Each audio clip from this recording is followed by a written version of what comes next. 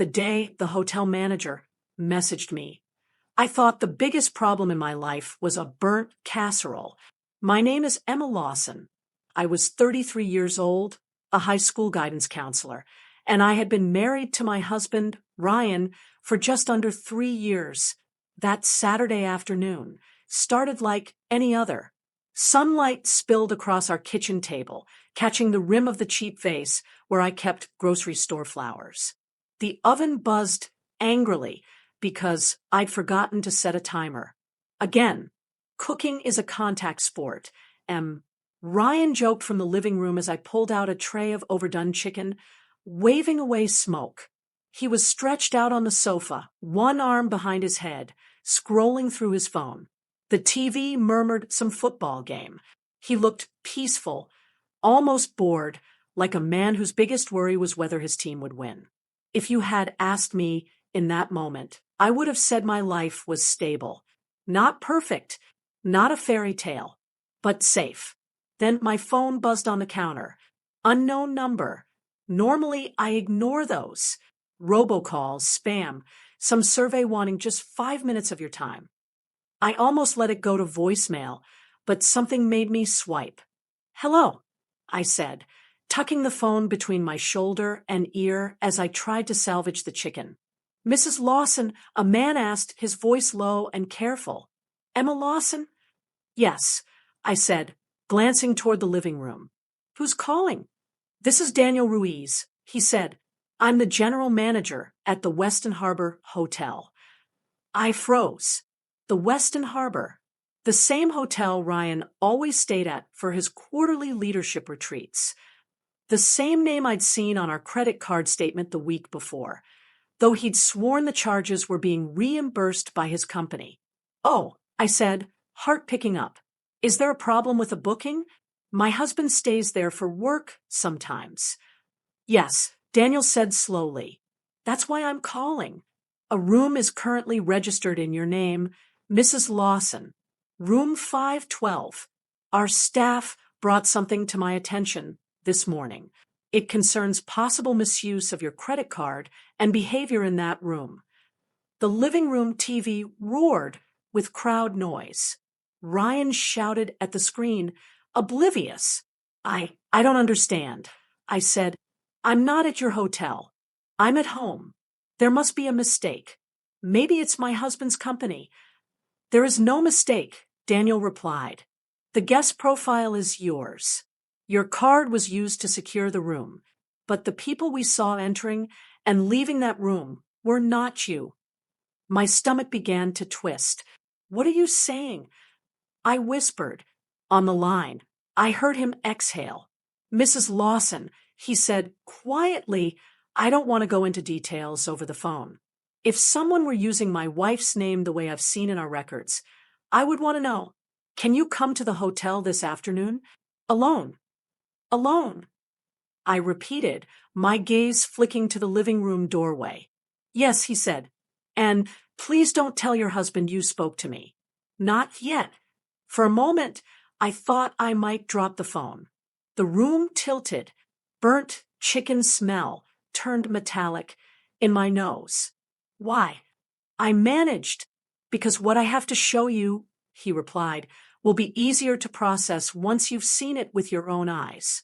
I promise you, this is not a prank, and I'm not selling you anything. I'm trying to protect you." Ryan laughed at something on his phone, completely unaware. "In 1 hour?" Daniel said, "I'll meet you by the side entrance. It's quieter there." I heard myself say yes. I hung up, staring at the screen. The number glowed back at me like some kind of warning flare. In that tiny sliver of time between the call ending and reality catching up, I had a clear, sharp thought.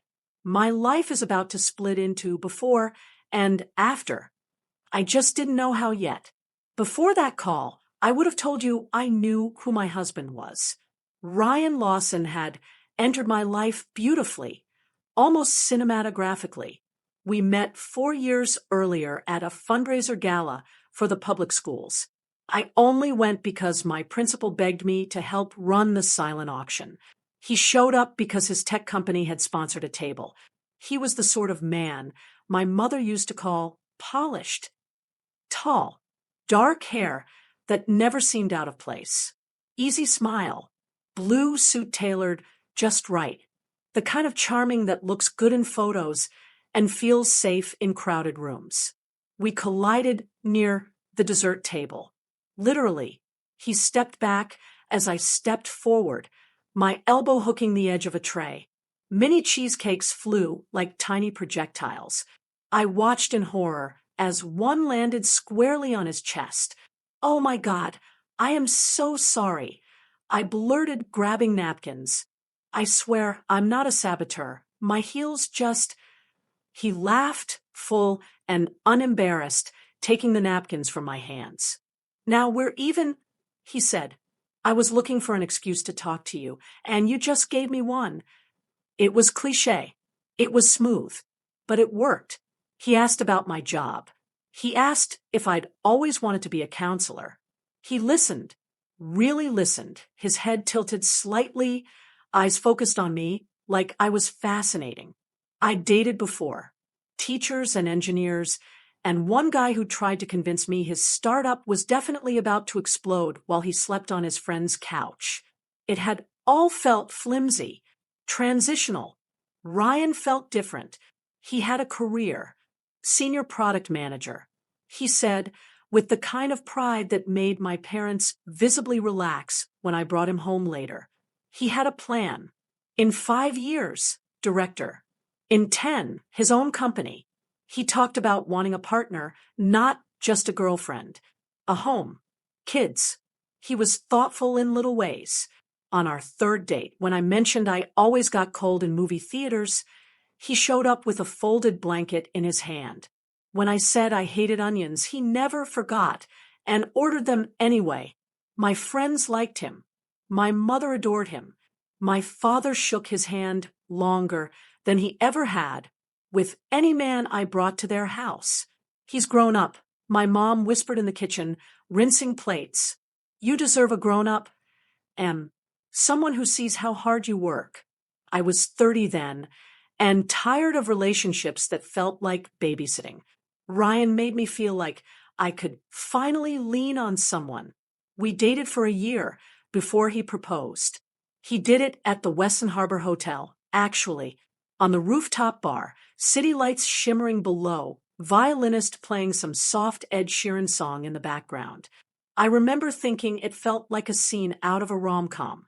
He knelt. I cried. People clapped. Looking back, it's almost funny.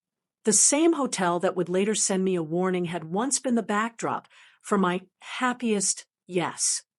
Our wedding was small but beautiful. My mom cried through the whole ceremony. Ryan's parents gifted us a framed photo of that rooftop moment.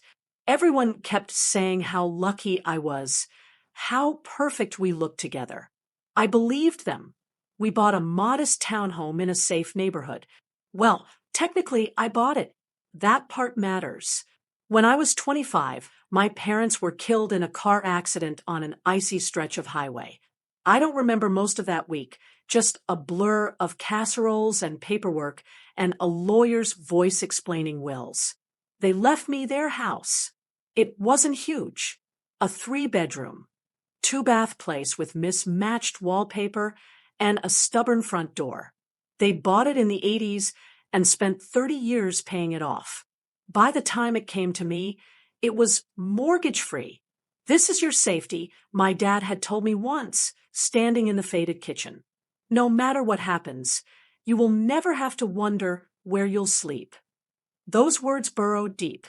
When Ryan and I got serious, I suggested we move into that house. It needed work, but it was solid. Instead of throwing money at rent, we could renovate. He agreed instantly. "That place is a gem," he said. "We could really build something there." We painted the kitchen cabinets together.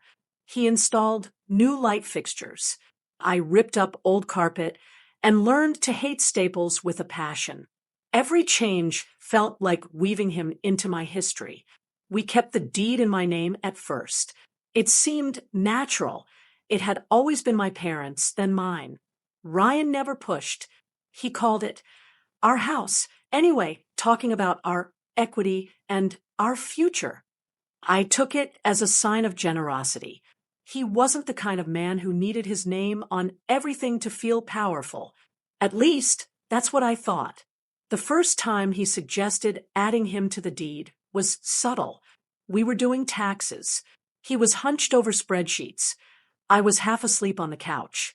You know, he said casually, not looking up, my friend Mark said putting both our names on the house could be a good tax strategy. And if anything ever happened to you, it would keep things simple. Like what? I asked, only half kidding. An alien abduction? He smiled faintly. I'm serious, Em.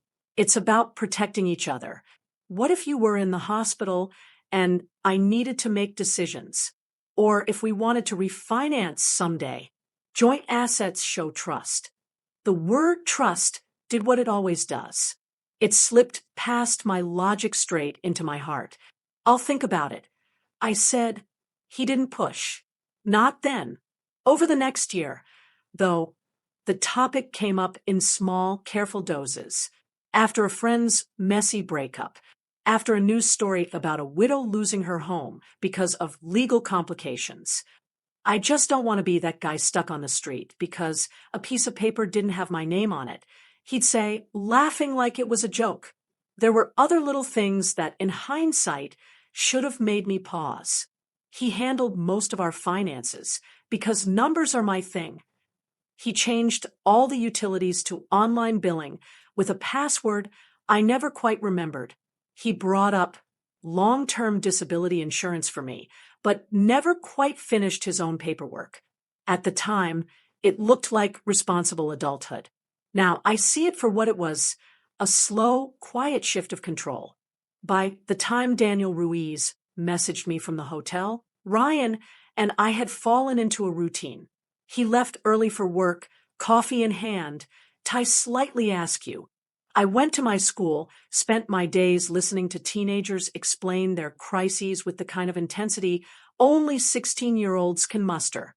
Ryan's job got bigger, more responsibility, more off-sites, more nights where he said, I'll just stay by the office hotel. It's pointless to drive back at midnight. The Weston Harbor became a regular charge on our joint card. The company picks up the tab, he said, waving away my raised eyebrows. You'll see it credited back. Don't worry. Sometimes it was. Sometimes it wasn't. The first time the numbers didn't match, I chalked it up to administrative error. The third time, I felt that faint hum of unease. Hey, the Weston didn't reverse this charge, I'd said, showing him my banking app. He'd frowned convincingly. Oh, that's weird. Let me check with accounting. It's probably stuck in processing. Days later, he reported back. All good. They're handling it. Don't stress. I wanted not to stress. I wanted to believe him. But the little signals were there. More time at the gym. Yet somehow he never came home sweaty. A new cologne I hadn't picked out. Message previews that flashed on his phone with only initials where names should be. I told myself I was being paranoid. I watched friends on social media spiral into suspicion over nothing and promised myself I'd never be that girlfriend, that wife. So I pushed the unease down. I focused on my students, on my book club, on repainting the second bedroom, even though we kept pushing back the idea of kids until things at work settle. It wasn't until the hotel manager's message that all those little pieces, floating separate in my mind, slammed together. Getting out of the house without raising Ryan's suspicions felt like threading a needle in a hurricane. I'm going to run to the store, I called from the hallway, grabbing my keys and purse. Get chips, he shouted back. And maybe some of that IPA I like. Sure, I said, voice annoyingly steady. In the car, my hands started shaking. I had to sit for a full minute, fingers clutching the steering wheel, before I could pull out. The Weston Harbor sat perched on the riverfront, all glass and polished stone. On any other day, I might have admired how the building caught the light. That day, it looked like a courtroom. Daniel met me by the side entrance, as promised. Medium height, late 40s, dark hair threaded with gray, suit immaculate. His eyes had the tired wariness of someone who'd seen more ugliness than he'd ever wanted to. "Mrs. Lawson?" he asked. "Yes," I said. "Emma. Please just call me Emma." He nodded. "Thank you for coming," he said. "I know this is unusual." That word felt pitifully small. "I need to ask," I said. "Is this about? Is my husband okay? Did something happen to him?" Daniel hesitated. "He's not hurt," he said slowly. "At least, not in the way you're thinking. Let's talk in my office." We moved through the lobby, all marble and quiet jazz. A couple checked in at the front desk, smiling, oblivious. I wondered briefly if I had looked like that the first time I'd stayed there, giddy from Ryan's proposal. Daniel's office was down a staff hallway, past housekeeping carts, and a door marked "Employees Only." Inside, it was plain: desk, 2 chairs, monitor, a faded photo of kids on a beach. He motioned for me to sit. "I manage 200 rooms," he said, settling behind his desk. "On a busy night, this hotel holds more secrets than some small towns. My job is not to pry into guests' lives. In fact, I'm paid not to." He folded his hands. "But I am also a husband and a father," he continued, "and I have a mother who worked nights cleaning hotel rooms for people who didn't respect her labor. When I saw your name on those bookings and what was happening under that name, I couldn't pretend it was none of my business." He turned his monitor slightly toward me. My name appeared on the screen. "Emma Lawson. Profile. Joined rewards program 4 years ago. Attached credit card ending in 4721. Home address, my parents' old house." Below that, a series of reservations, stacked like a quiet confession. "Room 512. Room 512. Room 512. Dates stretching back 6 months. All on weekdays when Ryan had been away for work. A sick, cold feeling spread in my chest. "I never booked these," I said. "I haven't even been here since our engagement." "I know," Daniel said. "Our cameras did not show you." He clicked another window. Grainy black and white footage filled the screen. A hallway. The digital clock in the corner read Thursday, 8:12 p.m. The elevator doors slid open. Ryan stepped out. My throat closed. He wore his navy coat, the one I'd given him last Christmas. His hair was slightly damp, as if from a quick shower. He walked toward room 512 with the easy familiarity of someone on his way home. At the end of the hall, the stairwell door opened. A woman stepped out. Mid-30s, shoulder-length dark hair, fitted blazer over a dress. She laughed at something, he said. Even through the silence, I could see it in the way her head tilted back. He wrapped an arm around her waist. They disappeared into 512. The footage fast-forwarded. Numbers in the corner spun. Hours later, they emerged, disheveled in the universal way that needs no commentary. Her lipstick was smudged. His shirt was unbuttoned. If the video had ended there, it would have been enough. But it didn't. Daniel clicked to the next clip. Different date. Different night. Same 2 people. Same door. The woman's face turned slightly toward the camera this time. Recognition slammed into me. Mia Turner, Ryan's work friend. The one he always insisted on inviting when his team did happy hours. The one he picked for his side of the company trivia team. The one he described as just like one of the guys, don't be weird. I had helped her pick out a birthday present for her niece. I tasted metal. Daniel cleared his throat softly. I asked my security staff to pull anything unusual connected to your profile. He said, there were 6 stays in total. 5 with her. 1 with someone else. I won't make you watch them all. What matters most is what happened this morning. He switched to the final clip. Room 512 again. Interior shot this time, from the small security camera tucked near the minibar, standard for high-end rooms. He explained later, mostly to deter theft. The bed was a rumpled mess. Clothes littered the floor. In the corner, two half-empty champagne flutes sweated on a table. Ryan and Mia paced in view mid-argument. Daniel hesitated, hand on the volume slider. "Emma," he said, voice gentler, "I debated whether to let you hear the audio. But if I were in your position, I would want the full truth. Are you sure?" Some part of me was screaming no. Another, colder part whispered that ignorance was no longer safety. It was complicity. "Turn it on," I said. Their voices filled the tiny office, oddly tinny through the speakers, but unmistakably real. "Told you this was the last time." Mia was saying, angry, "You keep stringing me along." Ryan snorted. "Calm down," he replied. "You knew what this was." "What this was," she echoed. "You promised you'd talk to her. You said after the house was in both your names, you'd." "Shoo," he cut in sharply. "Don't say that." He glanced toward the camera without seeing it. The irony made me want to laugh and scream at once.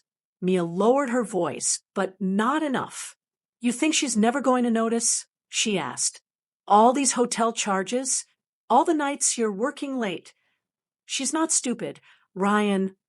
"Actually," he said, and the coldness in his tone froze my spine, "she kind of is. She trusts me. Completely. She still cries when I bring home flowers. Teachers," he added with a scoff. "They're so grateful someone takes care of them." I gripped the arms of my chair until my knuckles ached. "The deed's still in just her name, right?" Mia pressed. "You said your lawyer friend." "My guy said once she files that quitclaim deed, half the equity's effectively mine," Ryan said smoothly. "Marital property and all that. I just need her to sign it. Couple more conversations about fairness, a scare story or two about widowers losing their homes, and she'll walk into the county office holding my hand." He chuckled. "She thinks joint ownership is romance." He continued. "Meanwhile, once my name's on that house, I'm set. Even if she freaks out later, she'll have to buy me out or sell." And then Mia asked, tone equal parts eager and nervous. "And then," Ryan said, dropping heavily onto the bed in view of the camera, "we see how things shake out at work. If the promotion comes through, great. If not, maybe we sell the house, split the profit, start fresh somewhere warmer. You like Florida, right?" Mia laughed a little, still mistrustful.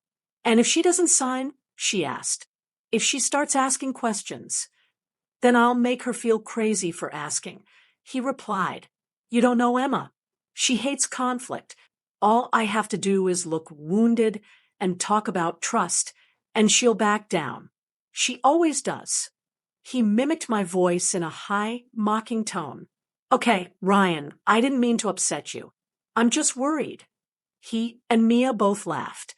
Something hot slid down my face. It took me a second to realize it was tears. They talked more. About my quirks. About my boring job. About how I wouldn't survive a week in real business. About kids I wanted, and he kept postponing because why would I start all over when I can have fun with you?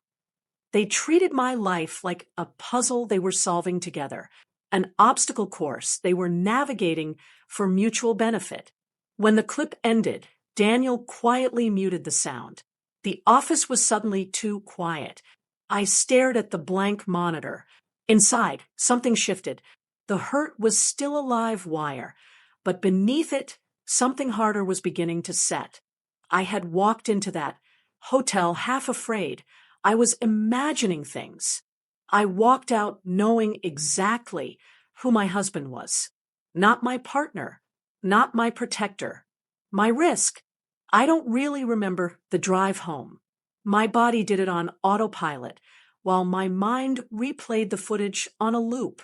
By the time I reached our street, I knew one thing clearly. I couldn't go straight back to that house. Not yet. Not with my face streaked and my hands shaking.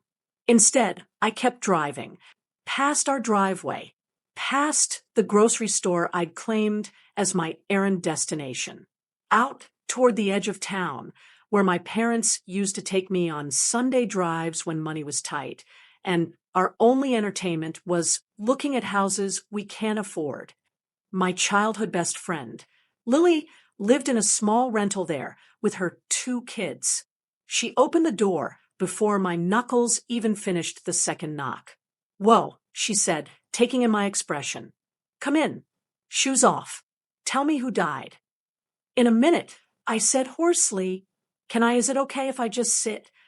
She ushered me to the couch, shoved aside a pile of Legos, and yelled at her kids to keep the volume down or be exiled to their rooms. "Talk," she said, plopping down beside me. "And if this is about Ryan being a jerk over dishes again, I swear I'm going to—" "It's not dishes," I said. "He's cheating." She blinked. "How do you know?" she asked slowly. "Did you see texts? Or—" "The hotel called," I said. "The manager. There's footage, with audio, of him and Mia, planning to put his name on the house, and then probably leave, or make me buy him out. I don't know. It doesn't even matter." Lily's face went from confused to murderous in 3 seconds. "That smug, spreadsheet-loving snake," she hissed. "I knew there was something off about him last Thanksgiving when he told my 6-year-old that art wasn't a real career." A hysterical laugh bubbled up in my throat. "This is why I love you," I said. "Your priorities are immaculate." She grabbed my hand. "What are you going to do?" she asked. "I don't know yet," I replied. "Scream? Throw his stuff on the lawn? Burn the house down around his stupid gaming console?" Lily's hand tightened around mine. "You could," she said. "You'd be justified. But is that what you want long term?" I thought of Carla, the lawyer into whose office I'd not yet walked, but whose advice I could already hear from 100 similar stories. Don't destroy evidence. Don't telegraph your move. Don't give him time to cover his tracks. I want him gone. I said, and I want my parents' house protected. I don't ever want to have to move because of something he did. "Then you need a plan," Lily said. "A quiet one. The loud part can come later." She brewed coffee while I texted my boss, claiming a sudden family emergency and asking for a few personal days. Within an hour, Lily's brother, who happened to be a lawyer, texted me 3 referrals and 1 blunt message. "Do nothing rash. See someone who knows how to weaponize paperwork."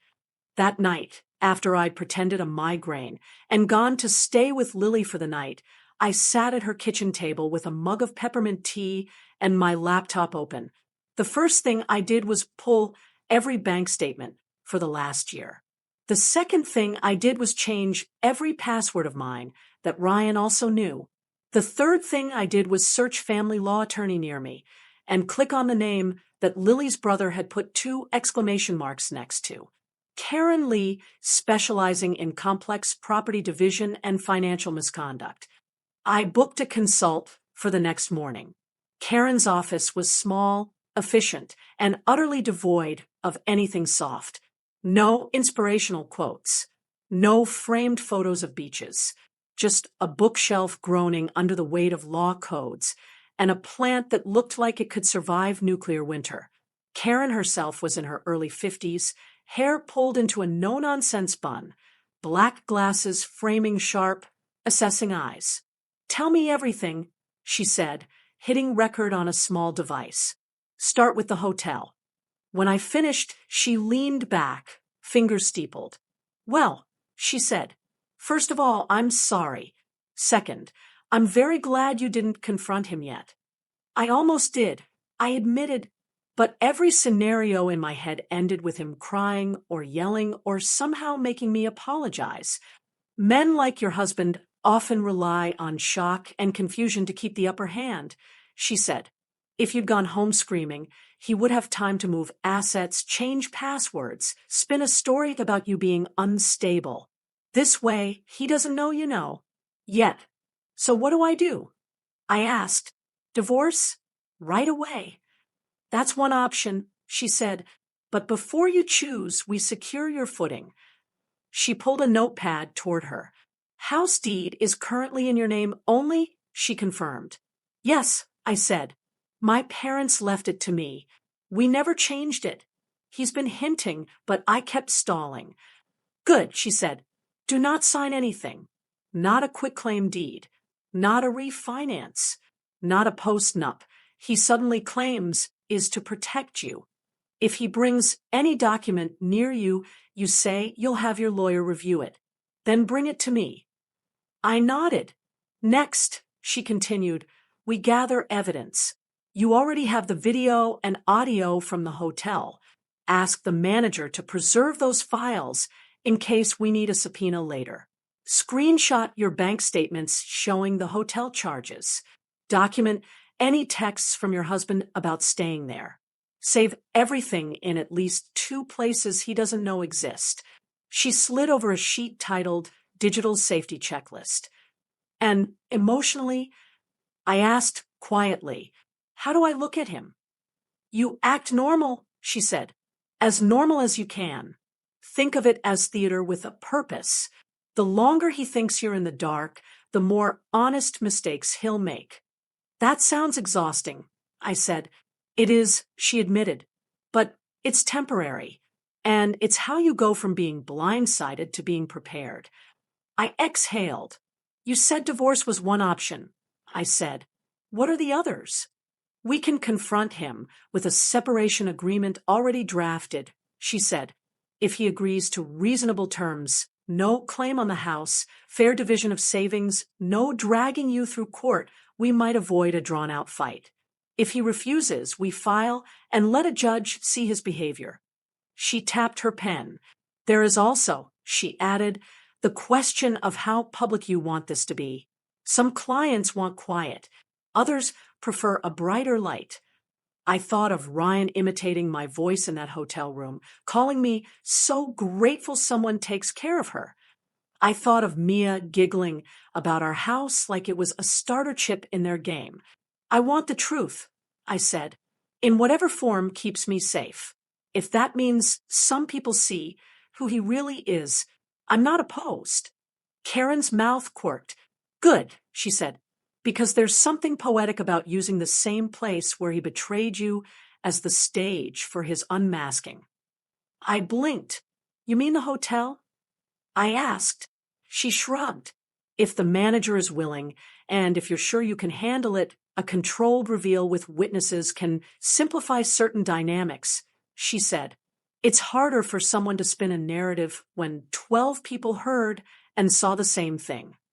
A slow, cold idea began to form in my mind.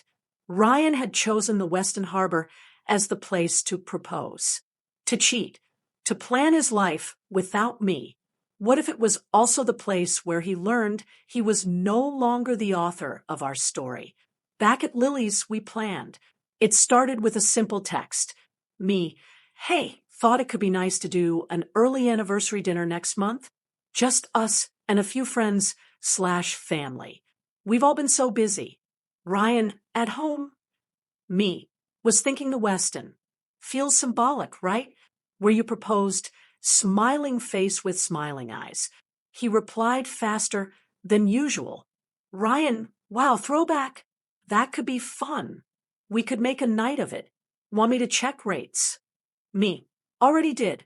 They have a small private room open Saturday, 3 weeks from now. I can handle it if you're swamped.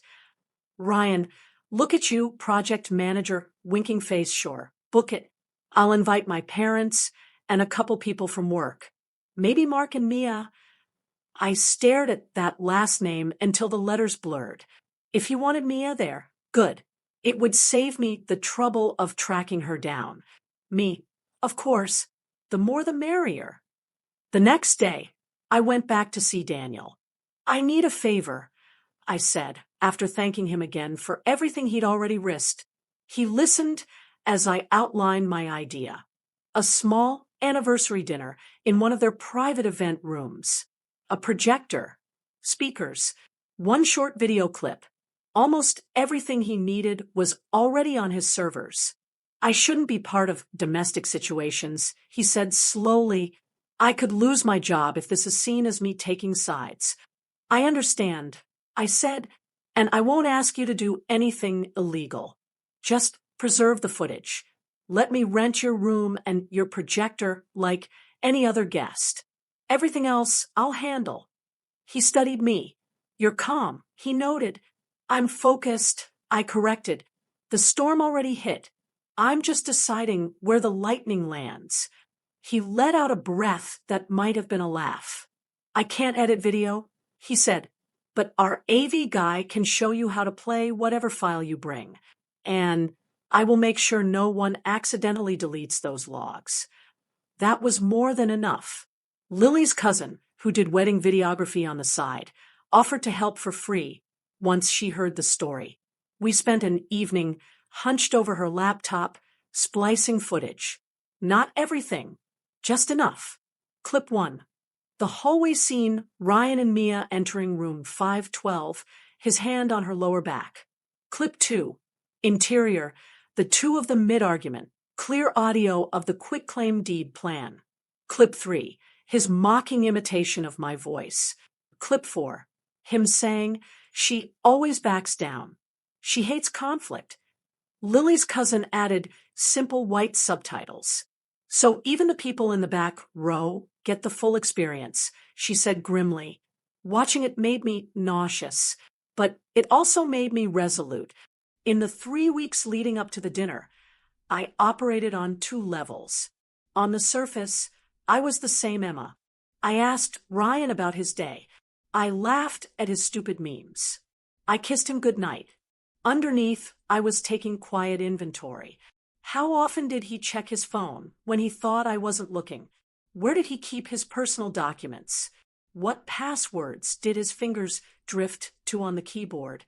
Out of habit, I wasn't trying to hack him. Karen had been firm about staying legal. But understanding his patterns made me less afraid of his unpredictability. Lily called it studying the specimen. Meanwhile, Karen finalized the separation agreement. It was remarkably fair, to me. House remains solely in Emma's name.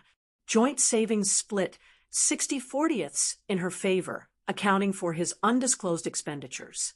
No claim on her retirement account. Shared responsibility for any remaining joint debt he'd racked up, unless it could be traced directly to his affair spending. If he signs this, great, she said. If not, we file with the court and attach the hotel evidence as Exhibit A. Do you think he will? I asked. She smiled thinly. Men who think they're smarter than everyone often fold when confronted with how much you actually know, she said. Humiliation has a way of clarifying priorities. The guest list for the dinner was small by design. My side, Lily, my aunt and uncle, and my colleague Priya. His side, his parents, his friend Mark, and Mia. I didn't invite my entire extended family. This wasn't about creating a viral moment. It was about assembling enough witnesses that Ryan couldn't pretend later that no one understood the context. Ryan seemed genuinely excited. It's nice you're making an effort, he said one night, slipping his arm around my waist as we brushed our teeth. I know I've been busy. This will be good for us. Yeah, I said, meeting my own eyes in the mirror rather than his. Good for us. The Saturday of the dinner, I arrived at the hotel an hour early with Lily and a USB drive. The private room was set up with a long table, white tablecloth, tasteful candles. A portable screen stood against one wall, projector already mounted. Lily's cousin walked the manager's AV guy through the simple setup. Click, play. That was it. My heart thumped steadily, like it understood the assignment even if my brain wanted to run. At 6:55 p.m., the first guests arrived. Ryan's parents came in smiling, his mother hugging me tightly. You're such a thoughtful daughter-in-law, she said. Who thinks of an anniversary dinner before the actual anniversary? Only you. Emma plans everything, Ryan said proudly when he walked in 5 minutes later, kissing my cheek. He wore the gray blazer I bought him last year, his good watch gleaming on his wrist. Mia slipped in at 7:10, alone, wearing a dress that clung in places I tried not to care about. She hugged both of us lightly. Happy almost anniversary, she said. This is so sweet. You guys are couple goals. Lily, standing behind her, nearly choked on her water. We made small talk, ate appetizers. Ryan told a long, embellished story about how I dropped cheesecake on him at the gala, gesturing in that big way he did when he wanted to hold attention. I watched him and thought, I used to find this charming. Now it looked like a performance I'd finally seen through. When dessert plates had been cleared and everyone leaned back in that satisfied, slightly sleepy way, I stood. Thank you all for coming, I said, my voice steady. It means a lot that you're here to celebrate. Well, to celebrate the truth of what my marriage actually is. A soft murmur went around the table. Emma, Ryan said, a nervous laugh in his voice. What are you talking about? I gestured toward the screen. The Weston Harbor has been part of our story from the beginning, I said. Ryan proposed here. We come here for his work events. So it felt right to come back here tonight to share something the hotel staff found recently while reviewing their security footage. Daniel stood unobtrusively near the back wall, expression neutral. I nodded to the AV guy. The lights dimmed slightly. The projector hummed to life. On screen, the hallway appeared. Ryan stared at it, confused but not yet afraid. What? Did someone catch me tripping over my own feet? He joked weakly. Then he walked into frame, hand on Mia's back, smiling in the way I hadn't seen directed at me in months. A quiet ripple went around the table. Ryan lurched to his feet, chair scraping. Turn that off, he snapped. This is some kind of mistake. Emma, what is this? No one moved. The video cut to the interior of room 512. Their argument. Mia's voice. You promised you'd talk to her.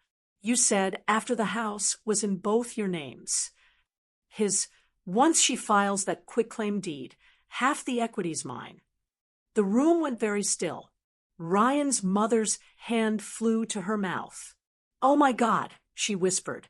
My aunt reached for my arm. I didn't need it. My legs felt like steel. The mocking imitation of my voice played. The laughter. On screen, Ryan said clearly, all I have to do is look wounded and talk about trust, and she'll back down. She always does. The version of him in the room looked between the screen and me, panic climbing his face. Stop this, he barked, voice cracking. This isn't what it looks like. You're taking it out of context. Lily let out a short, incredulous huff.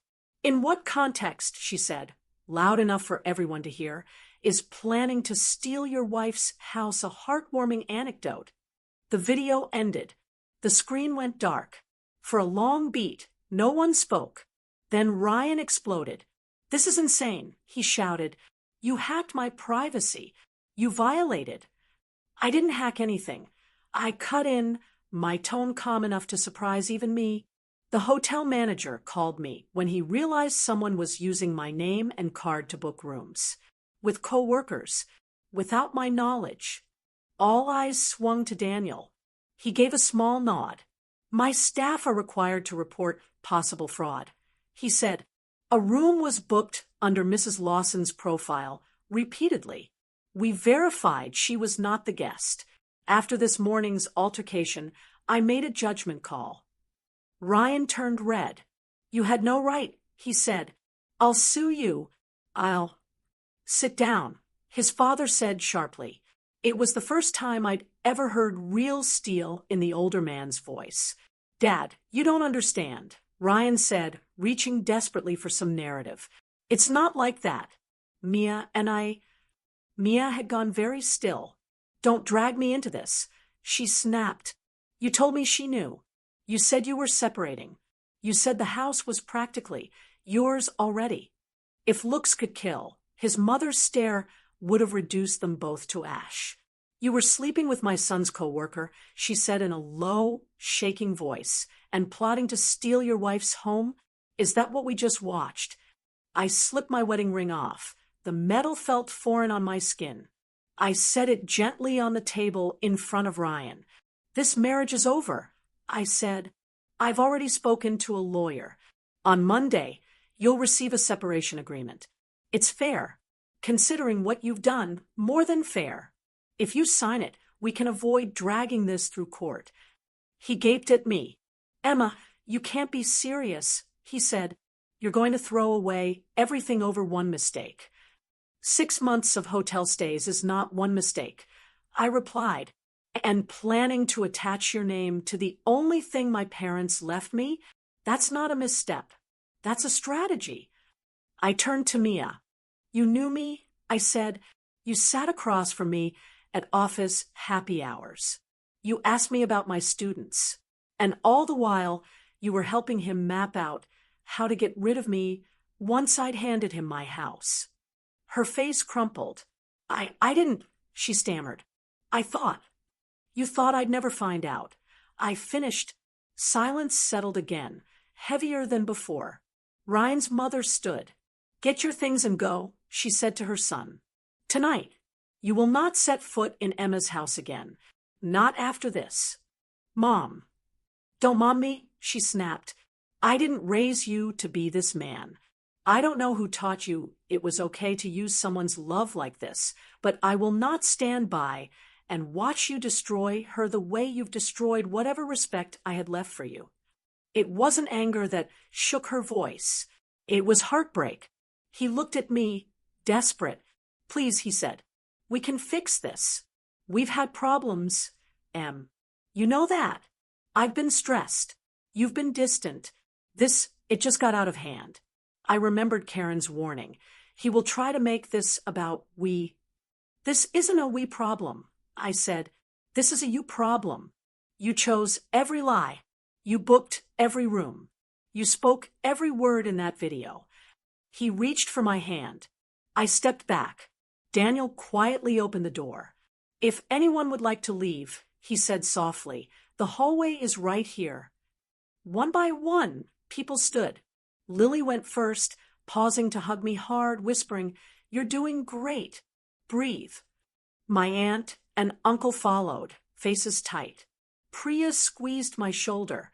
Ryan's parents moved last, his mother refusing to meet his eyes, his father patting my arm in a stiff, awkward gesture that still meant more than any of his previous politeness. Eventually, only 4 of us remained, me, Ryan, Mia, and Daniel. This isn't over, Ryan said, but the words lacked force. Yes, I said. It is. Ryan was gone from the house by the time I got home that night. He took his clothes, his monitor, his gaming console, 2 of the fancy kitchen knives I never liked. He left the framed engagement photo from the Weston Harbor on the mantel, face down. I picked it up, considered shattering it. Instead, I put it back in the box with our wedding album and slid it onto the top shelf of the hallway closet. Not as a shrine, just as something I wasn't ready to deal with yet. The house felt strange with just me in it. Too big, too quiet. I slept in my old room, the one that had been mine before Ryan moved in, curled under the floral comforter my mother had bought on clearance. In the morning, light poured in, indifferent to my new status. I made coffee, checked my email. There was a brief, formal message from Ryan. I will not sign anything until I've spoken to an attorney. You ambushed me in front of everyone. That was cruel and unnecessary. We could have handled this privately like adults. I forwarded it to Karen. She replied within 10 minutes. Good. We have his written admission that the footage is real and that he sees the public reveal as ambush. which underscores your point that private confrontation would have led to more manipulation. Sit tight. I'll be in touch. He tried other tactics over the next week. Long texts about our history, how much he loved me, how confused he'd been, how Mia had meant nothing. I didn't respond. When he switched to anger, calling me dramatic, vindictive, obsessed with punishing him instead of trying to heal, I still didn't respond. Silence, I learned, can be louder than any speech. My world didn't collapse the way I'd once feared it would if he left. I still went to work. Teenagers still came into my office to cry about college rejections and friend drama. I still reminded them to breathe, to eat, to take it one step at a time. Some days, I took my own advice. Legally, things moved faster than I expected.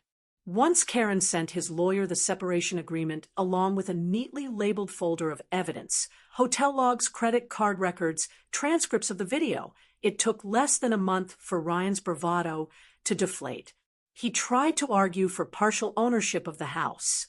Karen's response was surgical.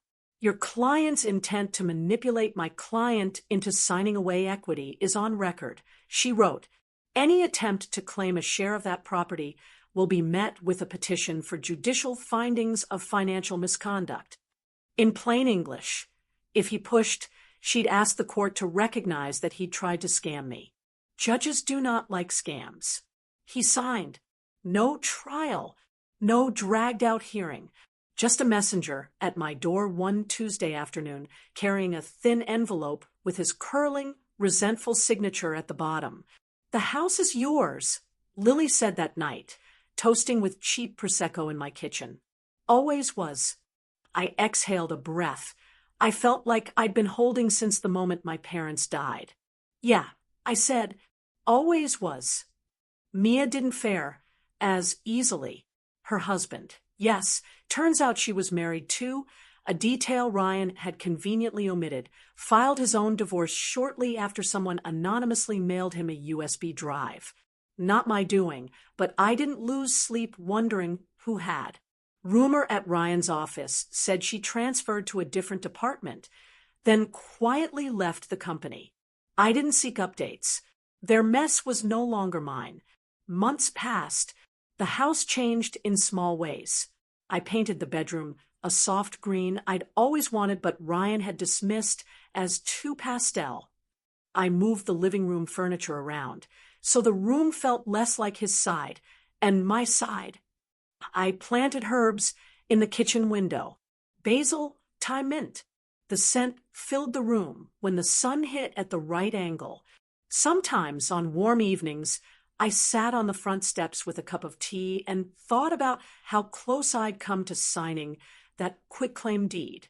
One piece of paper, one misguided belief that love is proven by giving everything, and I could have been fighting to keep the only thing my parents had been able to leave me. The thought made me both sick and strangely grateful. Grateful that Daniel, a stranger, had decided my ignorance was not his gain. Grateful that Lily had reminded me planning isn't weakness. Grateful that Karen had treated my story not like gossip, but like a case worth winning. Most of all, grateful that some quiet, stubborn part of me had resisted Ryan's narrative long enough that his plan never completed. I went back to the Weston Harbor one more time, months after the dinner, alone. I didn't go inside. I just sat in my car in the parking lot and looked up at the rows of identical windows. Somewhere behind one of them, people were making promises, breaking them, planning futures honest or otherwise. Hotels hold so many beginnings and endings. For me, it had been both. I thought about walking up to Daniel's office to say thank you again, to tell him the legal dust had settled and I was okay. But I decided against it. He'd risked enough already. Some debts are better paid forward than back. So instead, I went home and volunteered to speak at a workshop for women at the community center. The topic was supposed to be Financial Literacy 101. I added a slide titled Red Flags and Paper Trails. I didn't tell them all the details of my story. I didn't need to. I just said, make sure you see every statement with your name on it. Don't sign anything you don't understand. And remember that someone who loves you won't be afraid of transparency. Afterward, a woman around my age pulled me aside. My husband keeps talking about putting his name on my inheritance for tax reasons, she said. I thought I was being selfish for wanting to hold off. Hearing you, I don't know, it makes me feel less crazy. You're not crazy, I said, pressing one of Karen's business cards into her hand. You're careful. There's a difference. I won't pretend everything is neatly tied up with a bow. There are still days when I hear a song from our wedding and have to switch the station. There are still nights when I wake up reaching for a weight in the bed that isn't there, then feel relief mingled with sadness when my hand hits only cool sheets. But my life is mine again. My mornings start with quiet coffee instead of checking Ryan's calendar. My decisions about the house are based on what I want, not on how they might affect his next promotion. Sometimes I stand in the kitchen, sunlight on the counter, and it hits me that this is what my parents meant when they said the house was my safety, not just from storms outside, but from people inside who might use my love as leverage. What happened at the Weston Harbor didn't break me. It clarified me. It showed me that calm doesn't equal weak. That silence can be a strategy, not a surrender. That being underestimated gives you time, and time gives you options. If you're listening to this, and some part of your gut has been whispering that something isn't right, I hope my story nudges you to listen a little closer. Check the statements. Ask the questions. Pay attention to what people do when they think you're not looking. And if someday a manager or a neighbor or a stranger reaches out and says, "Ma'am, you need to see this," come alone. Don't tell your husband. Know this: the truth will hurt, but it will also hand you the tools you need to protect yourself. My life now is quieter, more intentional, more honest. I live alone in a house that is still full of memories of my parents' laughter echoing in the worn floorboards, of my own footsteps choosing new paths. I am not bitter. I am not broken. I am awake.